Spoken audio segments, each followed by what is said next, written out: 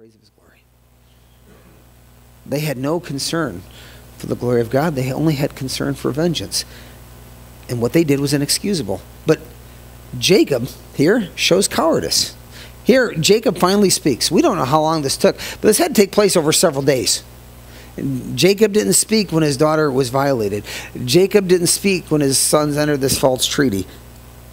Now, after all the damage has been done, verse 20, Jacob speaks. You have troubled me by making obnoxious among the inhabitants of the land, among the Canaanites and the Perizzites, since I am few in number, and they will gather themselves against me and kill me, and I shall be destroyed, my household and I. He was worried they were going to be hurt. He didn't speak when she was violated, only when he was worried that the boat was going to be rocked. He was worried. Maybe he had some legitimate concerns about safety, but standing for truth is standing for truth regardless of safety. Jacob's already exhibited that he could do that. I mean, he stood up against his father-in-law. He stood and repented when Esau was there with his army.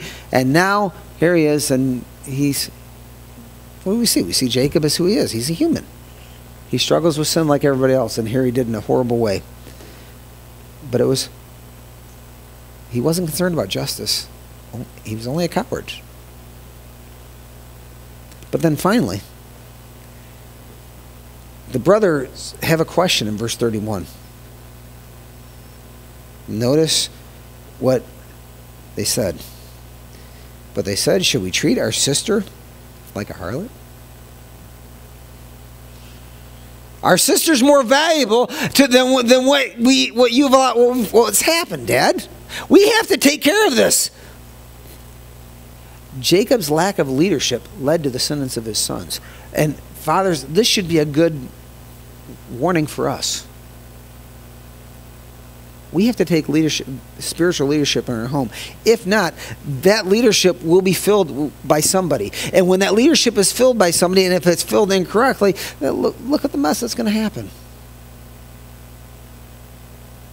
This all started with Jacob's silence and his wrong reaction and his not doing anything, his cowardice, his letting it go. Now, there are times where a soft answer turns away wrath. I would contend this is not one of them. Jacob should have stood up for justice. Jacob should have stood up for his daughter. He did not. Because what happened? Simeon and Levi came up with this very wicked plan. Wow. And what happened was vengeance and revenge. Yet God isn't pleased with that. God is pleased with justice. Justice could have been served very well, and God still could have been honored and glorified and seen as holy, and they still could have reacted positively and in a way that pleased God even in the midst of this horrible situation. Now, I submit to you, and I will concede, it was a horrible mess.